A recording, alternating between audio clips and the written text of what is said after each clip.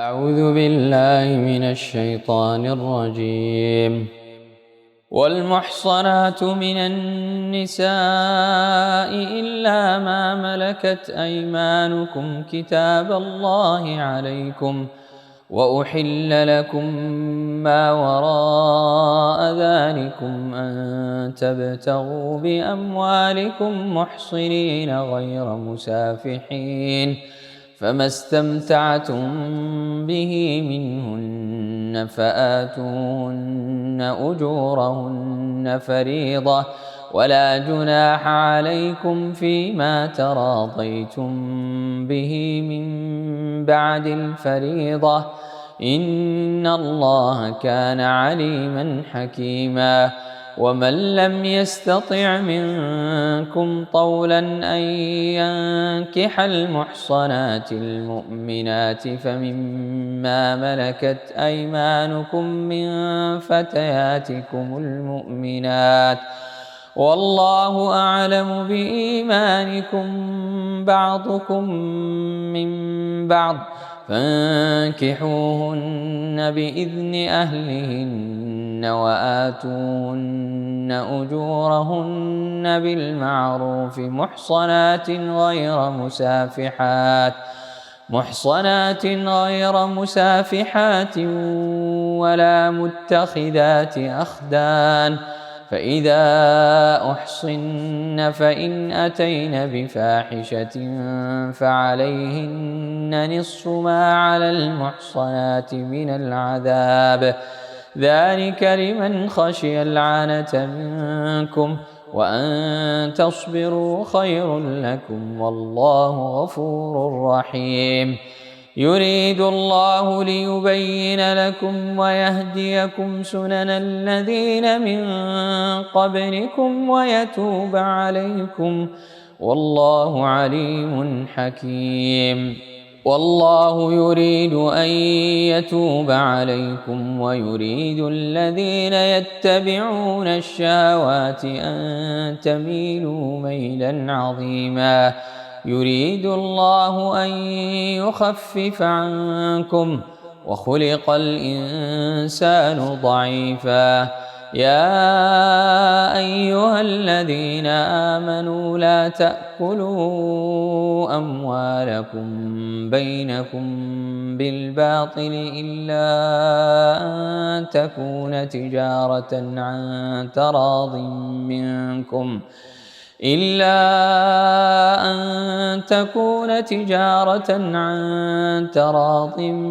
منكم، ولا تقتلوا أنفسكم إن الله كان بكم رحيما. ومن يفعل ذلك عدوانا وظلما فسوف نصليه نارا، وكان ذلك على الله يسيرا. إن تجتنبوا كبائر ما تنهون عنه نكفر عنكم سيئاتكم وندخلكم مدخلا كريما. ولا تتمنوا ما فضل الله به بعضكم على بعض، للرجال نصيب مما اكتسبوا وللنساء نصيب مما اكتسب، واسألوا الله من فضله إن الله كان بكل شيء عليما. ولكل جعلنا موالي مما ترك الوالدان والأقربون والذين عقدت أيمانكم فآتوهم نصيبهم، إن الله كان على كل شيء شهيدا. الرجال قوامون على النساء بما فضل الله بعضهم على بعض وبما أنفقوا من أموالهم، فالصالحات قانتات حافظات للغيب بما حفظ الله، واللاتي تخافون نشوزهن فعظوهن واهجروهن في المضاجع واضربوهن، فإن أطعنكم فلا تبغوا عليهن سبيلا، إن الله كان عليا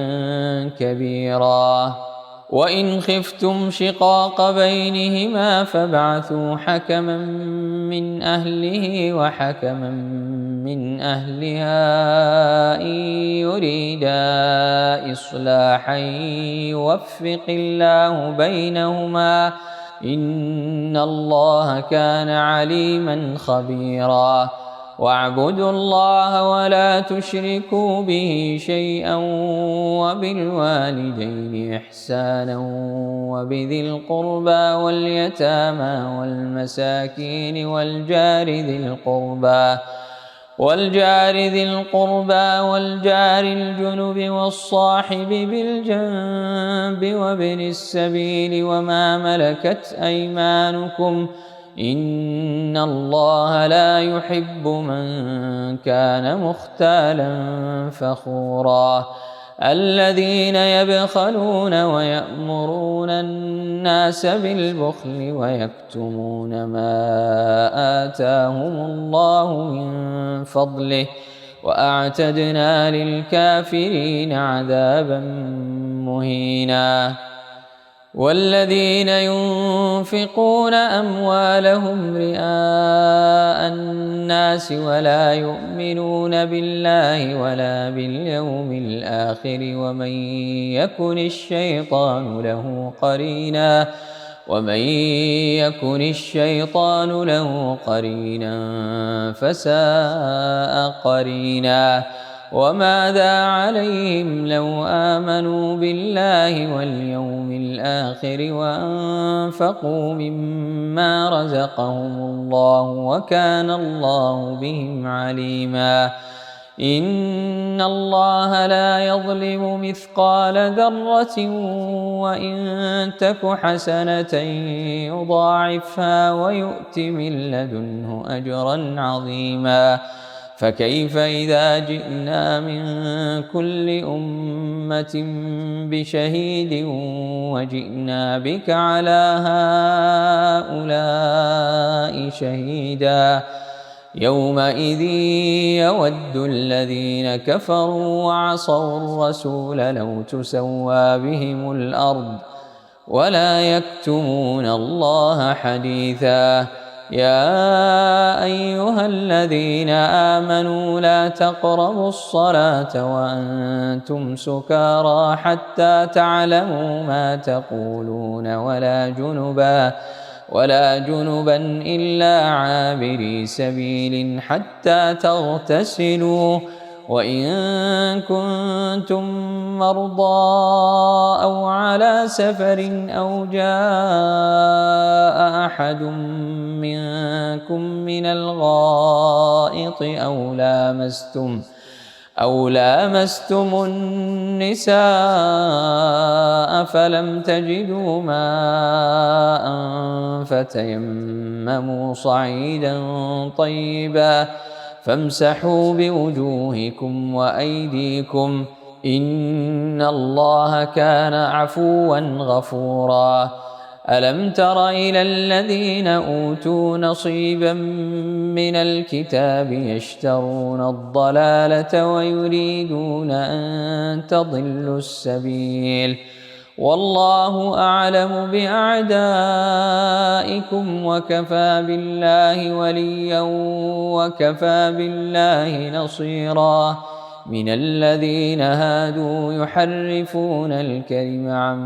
مواضعه ويقولون سمعنا وعصينا واسمع غير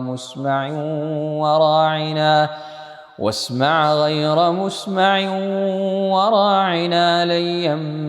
بألسنتهم وطعنا في الدين، ولو أنهم قالوا سمعنا وأطعنا واسمع وانظرنا لكان خيرا لهم وأقوم، ولكن لعنهم الله فلا يؤمنون إلا قليلا. يا أيها الذين أوتوا الكتاب آمنوا بما نزلنا مصدقا لما معكم من قبل أن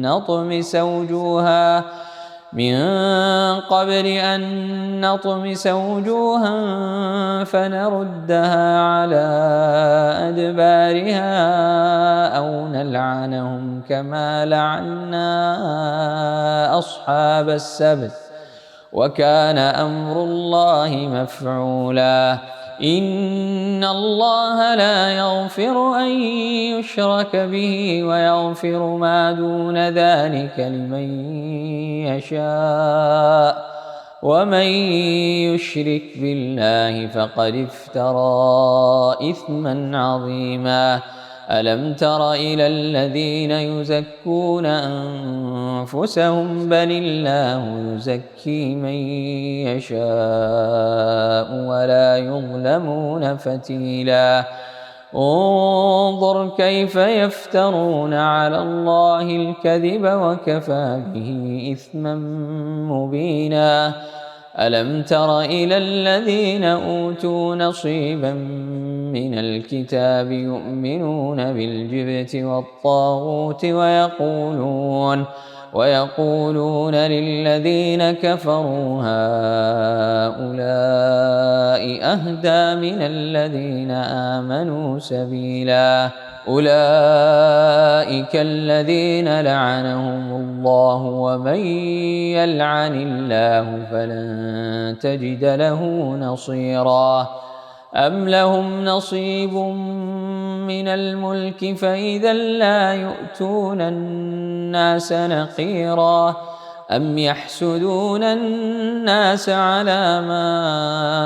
آتاهم الله من فضله فقد آتينا آل إبراهيم الكتاب والحكمة وآتيناهم ملكا عظيما. فمنهم من آمن به ومنهم من صد عنه وكفى بجهنم سعيرا. إن الذين كفروا بآياتنا سوف نصليهم نارا كلما نضجت جلودهم بدلناهم جلودا غيرها ليذوقوا العذاب إن الله كان عزيزا حكيما. والذين آمنوا وعملوا الصالحات سندخلهم جنات تجري من تحتها الأنهار خالدين فيها أبدا لهم فيها أزواج مطهرة وندخلهم ظلا ظليلا. إن الله يأمركم أن تؤدوا الأمانات إلى أهلها وإذا حكمتم بين الناس أن تحكموا بالعدل إن الله نعما يعظكم به إن الله كان سميعا بصيرا. يا أيها الذين آمنوا أطيعوا الله وأطيعوا الرسول وأولي الأمر منكم فإن تنازعتم في شيء فردوه إلى الله والرسول إن كنتم تؤمنون بالله واليوم الآخر ذلك خير وأحسن تأويلا.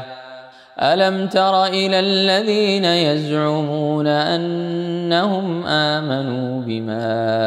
أنزل إليك وما أنزل من قبلك يريدون أن يتحاكموا إلى الطاغوت وقد أمروا أن يكفروا به ويريد الشيطان أن يضلهم ضلالا بعيدا. وإذا قيل لهم تعالوا إلى ما أنزل الله وإلى الرسول رأيت المنافقين يصدون عنك صدودا. فكيف إذا أصابتهم مصيبة بما قدمت أيديهم ثم جاءوك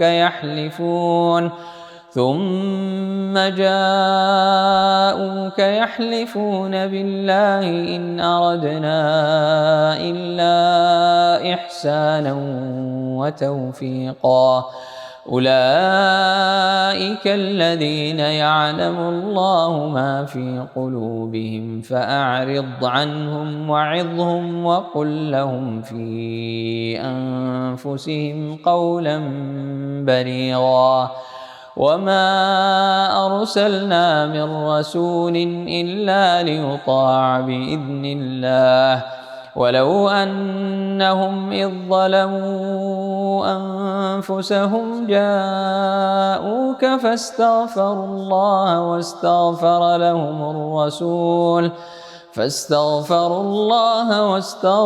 لهم الرسول لوجدوا الله توابا رحيما.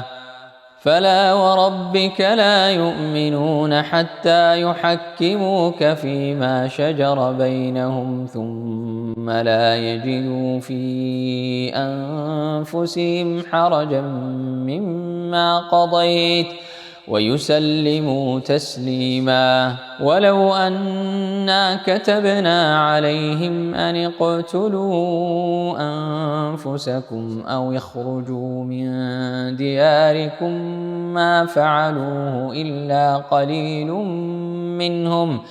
ولو أنهم فعلوا ما يوعظون به لكان خيرا لهم وأشد تثبيتا. وإذا لآتيناهم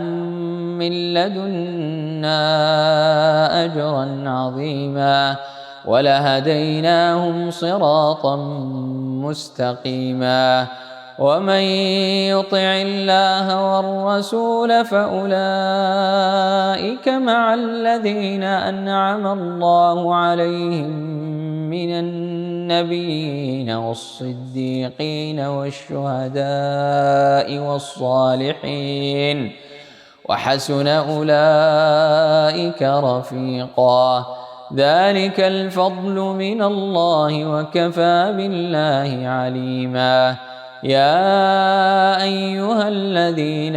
آمنوا خذوا حذركم فانفروا ثبات أو انفروا جميعا وإن منكم لمن ليبطئن فإن أصابتكم مصيبة قال قد أنعم الله علي إذ لم أكن معهم شهيدا. ولئن أصابكم فضل من الله ليقولن كأن لم تكن بينكم وبينه مودة يا ليتني كنت معهم فأفوز فوزا عظيما. فليقاتل في سبيل الله الذين يشرون الحياة الدنيا بالآخرة ومن يقاتل في سبيل الله فيقتل أو يغلب فسوف نؤتيه أجرا عظيما. وما لكم لا تقاتلون في سبيل الله والمستضعفين من الرجال والنساء والولدان الذين يقولون ربنا أخرجنا من هذه القرية الظالم أهلها واجعل لنا من لدنك وليا واجعل لنا من لدنك نصيرا. الذين آمنوا يقاتلون في سبيل الله والذين كفروا يقاتلون في سبيل الطاغوت فقاتلوا أولياء الشيطان إن كيد الشيطان كان ضعيفا. ألم تر إلى الذين قيل لهم كفوا أيديكم وأقيموا الصلاة وآتوا الزكاة فلما كتب عليهم القتال إذا فريق منهم يخشون الناس كخشية الله أو أشد خشية وقالوا ربنا لم كتبت علينا القتال لولا أخرتنا إلى أجل قريب قل متاع الدنيا قليل والآخرة خير لمن اتقى ولا تظلمون فتيلا. أينما تكونوا يدرككم الموت ولو كنتم في بروج مشيدة وإن تصبهم حسنة يقولوا هذه من عند الله وإن تصبهم سيئة يقولوا هذه من عندك قل كل من عند الله فما لهؤلاء القوم لا يكادون يفقهون حديثا. ما أصابك من حسنة فمن الله وما أصابك من سيئة فمن نفسك وأرسلناك للناس رسولا وكفى بالله شهيدا. من يطع الرسول فقد أطاع الله ومن تولى فما أرسلناك عليهم حفيظا. ويقولون طاعة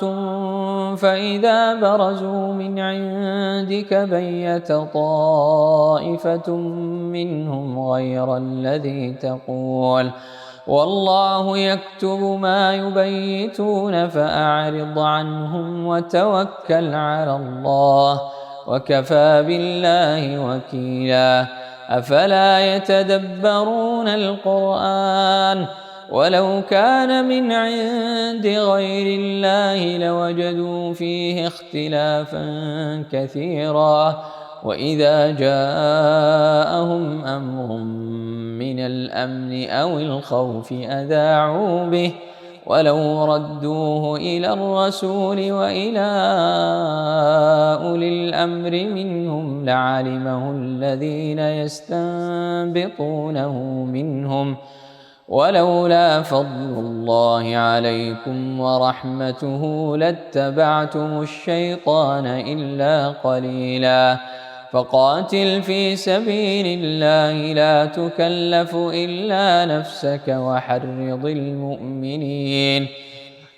عسى الله أن يكف بأس الذين كفروا والله أشد بأسا وأشد تنكيلا. من يشفع شفاعة حسنة يكن له نصيب منها ومن يشفع شفاعة سيئة يكن له كفل منها وكان الله على كل شيء مقيتا. وإذا حييتم بتحية فحيوا بأحسن منها أو ردوها إن الله كان على كل شيء حسيبا. الله لا إله إلا هو ليجمعنكم إلى يوم القيامة لا ريب فيه ومن أصدق من الله حديثا. فما لكم في المنافقين فئتين والله أركسهم بما كسبوا أتريدون أن تهدوا من أضل الله ومن يضلل الله فلن تجد له سبيلا. ودوا لو تكفرون كما كفروا فتكونون سواء فلا تتخذوا منهم أولياء حتى يهاجروا في سبيل الله فإن تولوا فخذوهم واقتلوهم حيث وجدتموهم ولا تتخذوا منهم وليا ولا نصيرا إلا الذين يصلون إلى قوم بينكم وبينهم ميثاق أو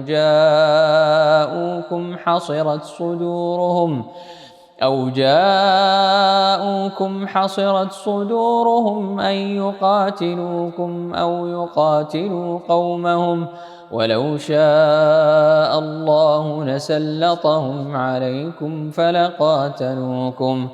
فإن اعتزلوكم فلم يقاتلوكم وألقوا إليكم السلم فما جعل الله لكم عليهم سبيلا ستجدون آخرين يريدون أن يأمنوكم ويأمنوا قومهم كلما ردوا إلى الفتنة أركسوا فيها فإن لم يعتزلوكم ويلقوا إليكم السلم ويكفوا أيديهم فخذوهم واقتلوهم حيث ثقفتموهم وأولئكم جعلنا لكم عليهم سلطانا مبينا وما كان لمؤمن أن يقتل مؤمنا إلا خطأ ومن قتل مؤمنا خطأ فتحرير رقبة مؤمنة ودية مسلمة إلى أهله إلا أن يصدقوا فإن كان من قوم عدو لكم وهو مؤمن فتحرير رقبة مؤمنة وإن كان من قوم بينكم وبينهم ميثاق فدية مسلمة إلى أهله وتحرير رقبة مؤمنة فمن لم يجد فصيام شهرين متتابعين توبة من الله وكان الله عليما حكيما ومن يقتل مؤمنا متعمدا فجزاؤه جهنم خالدا فيها وغضب الله عليه ولعنه وأعد له عذابا عظيما يا أيها الذين آمنوا إذا ضربتم في سبيل الله فتبينوا ولا تقولوا لمن ألقى إليكم السلام لست مؤمنا تبتغون عرض الحياة الدنيا فعند الله مغانم كثيرة كذلك كنتم من قبل فمن الله عليكم فتبينوا إن الله كان بما تعملون خبيرا لا يستوي القاعدون من المؤمنين غير أولي الضرر والمجاهدون في سبيل الله بأموالهم وأنفسهم فضل الله المجاهدين بأموالهم وأنفسهم على القاعدين درجة وكلا وعد الله الحسنى وفضل الله المجاهدين على القاعدين أجرا عظيما درجات منه ومغفرة ورحمة وكان الله غفورا رحيما إن الذين توفاهم الملائكة ظالمي أنفسهم قالوا فيم كنتم قالوا كنا مستضعفين في الأرض قالوا ألم تكن أرض الله واسعة فتهاجروا فيها فأولئك مأواهم جهنم وساءت مصيرا إلا المستضعفين من الرجال والنساء والولدان لا يستطيعون حيلة ولا يهتدون سبيلا فأولئك عسى الله أن يعفو عنهم وكان الله عفوا غفورا فأولئك عسى الله أن يعفو عنهم وكان الله عفوا غفورا ومن يهاجر في سبيل الله يجد في الأرض مراغما كثيرا وسعة ومن يخرج من بيته مهاجرا إلى الله ورسوله ثم يدركه الموت فقد وقع أجره على الله وكان الله غفورا رحيما وإذا ضربتم في الأرض فليس عليكم جناح أن تقصروا من الصلاة إن خفتم أن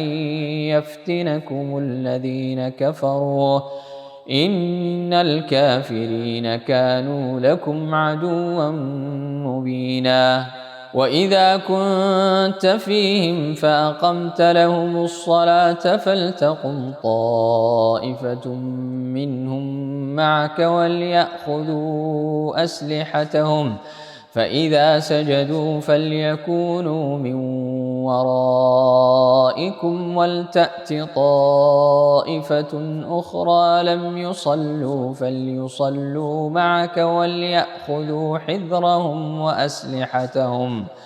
ود الذين كفروا لو تغفلون عن أسلحتكم وأمتعتكم فيميلون عليكم ميلة واحدة ولا جناح عليكم إن كان بكم أذى من مطر أو كنتم مرضى أن تضعوا أسلحتكم وخذوا حذركم إن الله أعد للكافرين عذابا مهينا فإذا قضيتم الصلاة فاذكروا الله قياما وقعودا وعلى جنوبكم فإذا اطمأننتم فأقيموا الصلاة إن الصلاة كانت على المؤمنين كتابا موقوتا ولا تهنوا في ابتغاء القوم إن تكونوا تألمون فإنهم يألمون كما تألمون وترجون من الله ما لا يرجون وكان الله عليما حكيما إنا أنزلنا إليك الكتاب بالحق لتحكم بين الناس بما أراك الله ولا تكن للخائنين خصيما واستغفر الله إن الله كان غفورا رحيما ولا تجادل عن الذين يختانون أنفسهم إن الله لا يحب من كان خوانا أثيما يستخفون من الناس ولا يستخفون من الله وهو معهم إذ يبيتون ما لا يرضى من القول وكان الله بما يعملون محيطا ها أنتم هؤلاء جادلتم عنهم في الحياة الدنيا فمن يجادل الله عنهم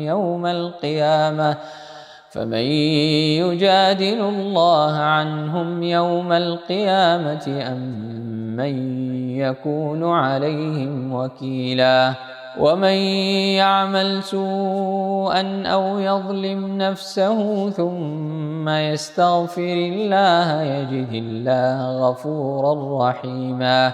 ومن يكسب إثما فإنما يكسبه على نفسه وكان الله عليما حكيما ومن يكسب خطيئة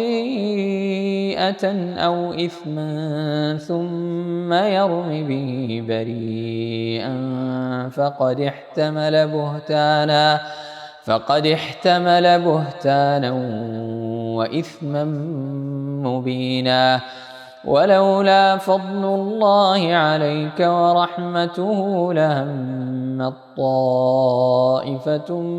منهم أن يضلوك وما يضلون إلا أنفسهم وما يضرونك من شيء وأنزل الله عليك الكتاب والحكمة وعلمك ما لم تكن تعلم وكان فضل الله عليك عظيما لا خير في كثير من نجواهم إلا من أمر بصدقة أو معروف أو إصلاح بين الناس ومن يفعل ذلك ابتغاء مرضات الله فسوف نؤتيه أجرا عظيما ومن يشاقق الرسول من بعد ما تبين له الهدى ويتبع غير سبيل المؤمنين نوله ما تولى ونصله جهنم وساءت مصيرا إن الله لا يغفر أن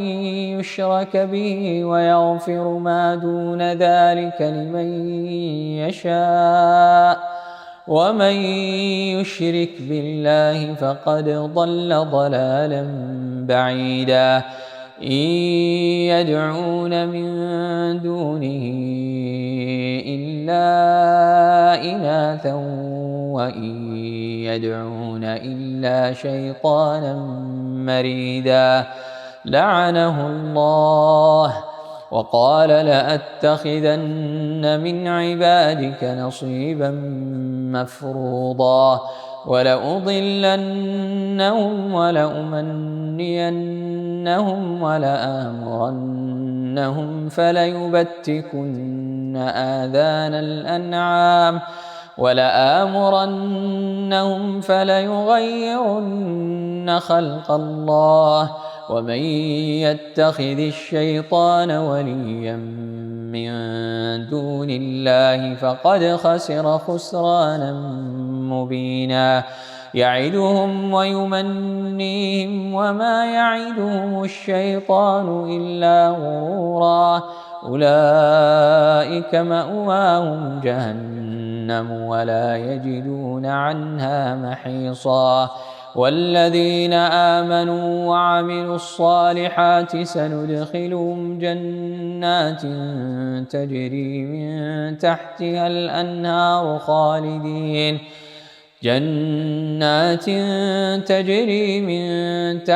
الأنهار خالدين فيها أبدا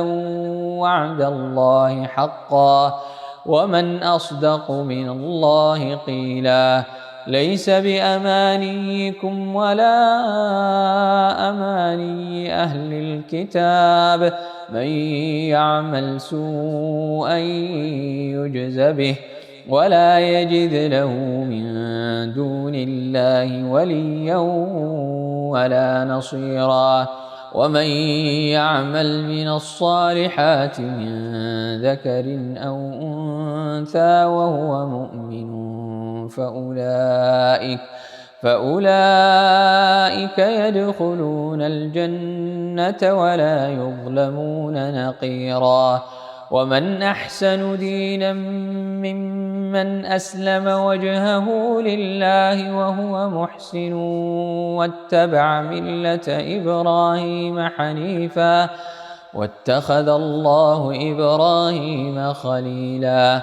ولله ما في السماوات وما في الأرض وكان الله بكل شيء محيطا ويستفتونك في النساء قل الله يفتيكم فيهن وما يتلى عليكم في الكتاب في يتامى النساء اللاتي لا تؤتونهن ما كتب لهن وترغبون أن تنكحوهن والمستضعفين من الولدان وأن تقوموا لليتامى بالقسط وما تفعلوا من خير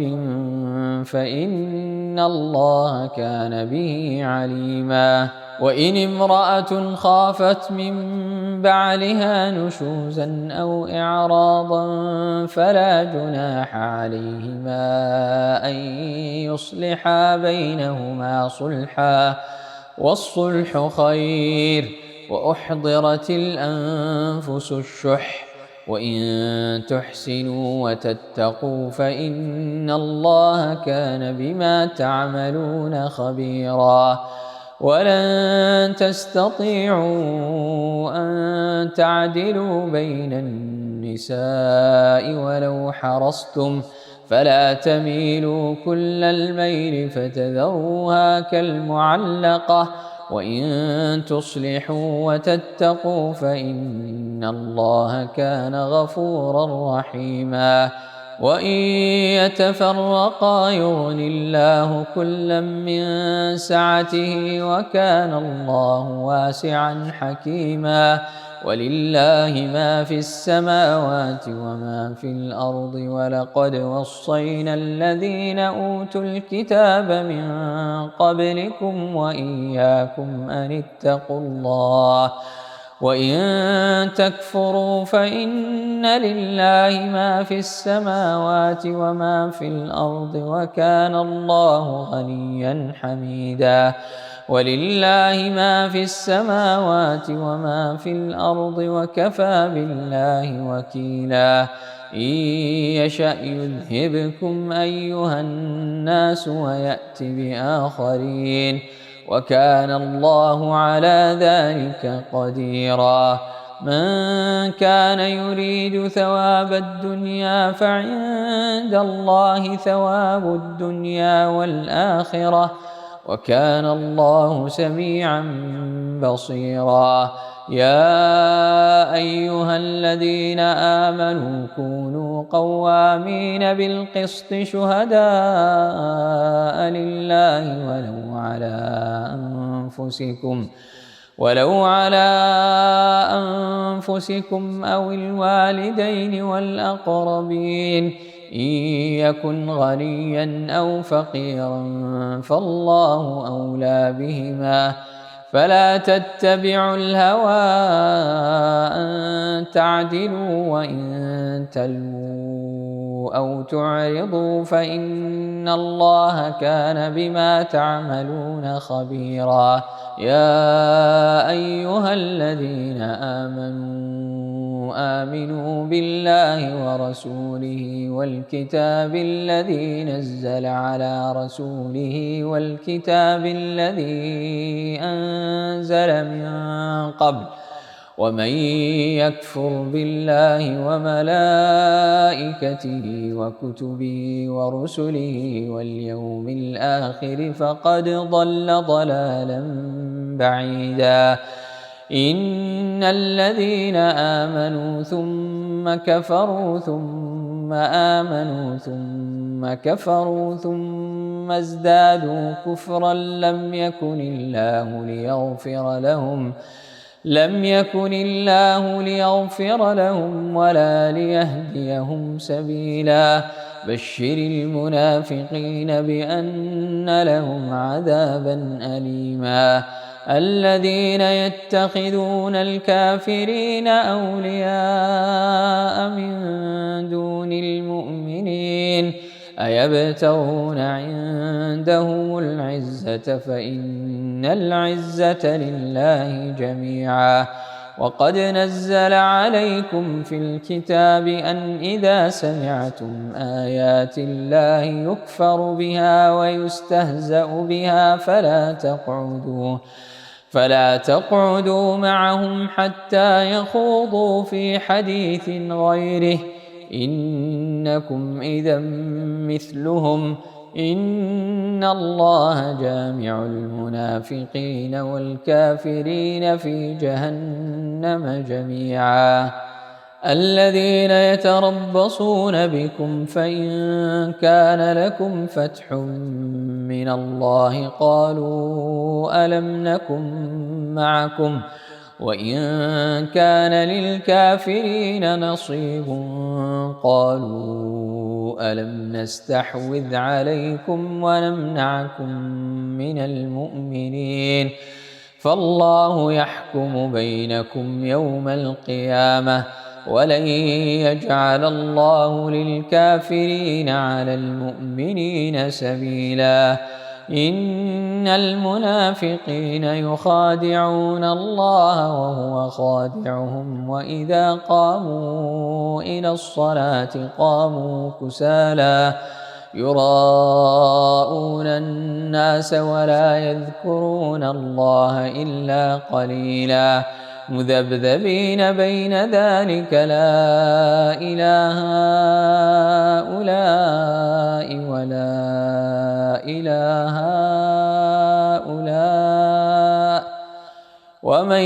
يضلل الله فلن تجد له سبيلا. يا أيها الذين آمنوا لا تتخذوا الكافرين أولياء من دون المؤمنين، أتريدون أن تجعلوا لله عليكم سلطانا مبينا. إن المنافقين في الدرك الأسفل من النار ولن تجد لهم نصيرا